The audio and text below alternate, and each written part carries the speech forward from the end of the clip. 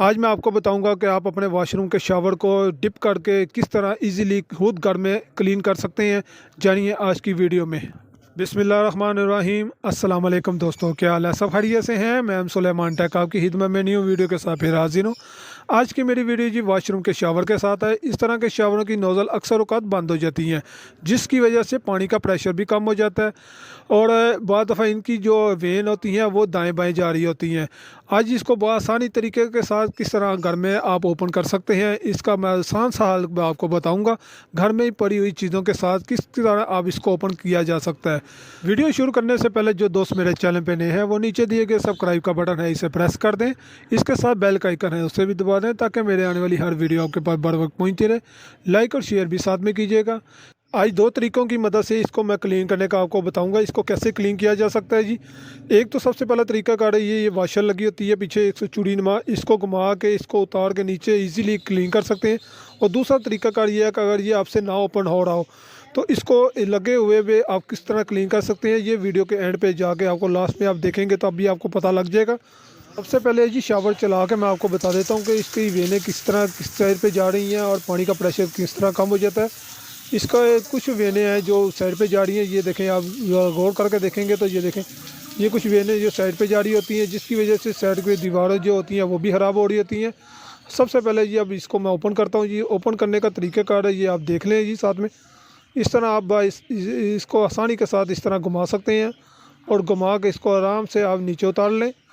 किसी प्लम्बर की आपको कोई ज़रूरत नहीं पड़ेगी, आप बआसानी खुद अपने घर में काम कर सकते हैं। सबसे पहले जी जिन चीज़ों की मुझे ज़रूरत है वो ये चीज़ें आपके सामने हैं जी। इसके लिए जी वाइट सिरका चाहिए जी, जो हर घर में मौजूद होता है। इसके साथ है जी एक बॉल चाहिए, किसी भी किस्म का आप बॉल ले लें।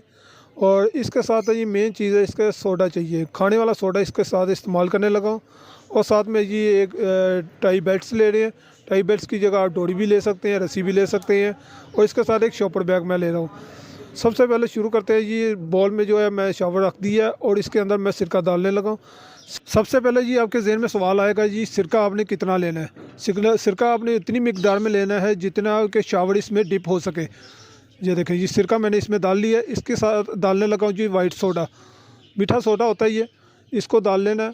तकरीबन 2 टीस्पून मैंने इसमें डाल लिए हैं जी सिरके के। और रिएक्शन देखें जी इस तरह किस तरह इसकी लड़ाई हो रही है ये आपस में। सिरके और सोडे की जो है आपस में रिएक्शन देखें जी। शावर को डिप करते हुए ही आपने इसको थोड़ा सा इस तरह हिला देना है ताकि सोडा और सिरका जो है आपस में थोड़ा सा और मिक्स भी हो जाए। अब आपने इसको 15 से 20 मिनट के लिए, याद रहे कम से कम 15 से 20 मिनट के लिए आपने इसको छोड़ देना है और आप अपने दूसरे काम करते रहे साथ में। इसको 15 से 20 मिनट के बाद हम देखते हैं जी। ये देखें माशाल्लाह जी, 15 से 20 मिनट के बाद मैंने इसको पकड़ लिया। और इसके आप देख रहे होंगे बॉल के अंदर देखें जी किस तरह कचरा जो है इसमें से अलहदा हो चुका है। काफ़ी सुराख इसमें से जो बंद थे वो इसमें से कचरा निकल के बाहर आ चुका है। ये देखें, ये आपको ज़रात वगैरह नज़र आ रहे होंगे इसमें। अभी इसको हम मज़ीद क्लीन करते हैं जी। मज़ीद क्लीन करने के लिए जी हमें एक बुरश चाहिए। बुरश की मदद से आप सिरका इसमें लगा के ये देखें जी इस तरह, ये देखें जी आपको कैसा रिज़ल्ट मिला। अभी मैंने हल्का सा बुरश लगाया, कोई ज़ोर जमाई इसमें नहीं करनी जी, बहुत आसानी के साथ जो है इसने ये क्लीन हो रहा है।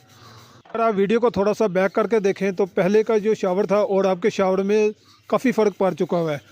ये देखें मामूली सा इसको मैंने बुरश लगाया इसके ऊपर और इस तरह क्लीन हो गया जैसे अभी मैं नया लेके आया हूँ।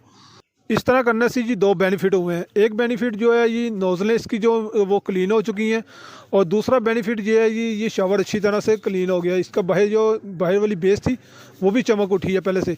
और आप बॉल में देखें जी किस तरह इसमें मिट्टी इकट्ठी हो चुकी है, ये भी गंदा हो चुका है। अब इसको जी ये आपको मैं दिखा रहा हूँ, ये क्लीन अच्छी तरह करके इसको मैंने पानी से वॉश भी किया एक बार।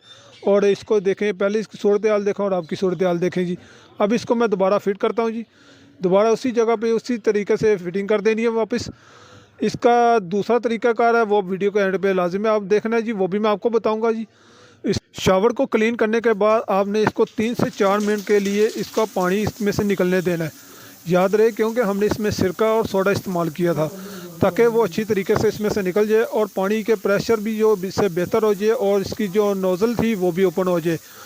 3 से 4 मिनट ओपन करने के बाद अब जी आपको मैं बताता हूँ, ये अगर आपका शावर ना उतर सके या आप इसको उतारना नहीं चाहते और आप इसी तरह आप इसको क्लीन करना चाहते हैं, तो इस तरह का पॉलीथीन बैग लेके कोई भी इस तरह की बेल्ट ले लें। अगर आपके पास बेल्ट नहीं है तो आप कोई भी इसमें डोरी लगा सकते हैं या रस्सी लगा के शॉपर बैग को यहाँ पे बांध लें।